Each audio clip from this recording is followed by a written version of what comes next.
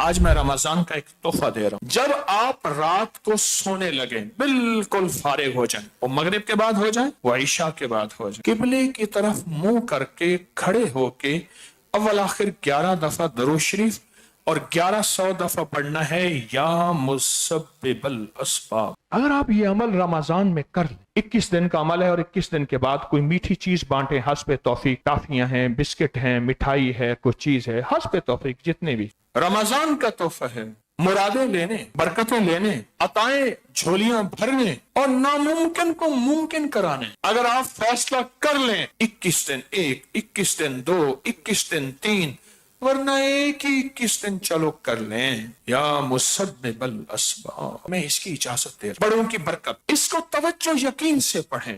اور میری نسلوں اس سارے نظام کا جتنا سخت تصور ہوگا، لاکھوں کا تجربہ ہے، اللہ اتنا لوٹا کے زیادہ دیتا.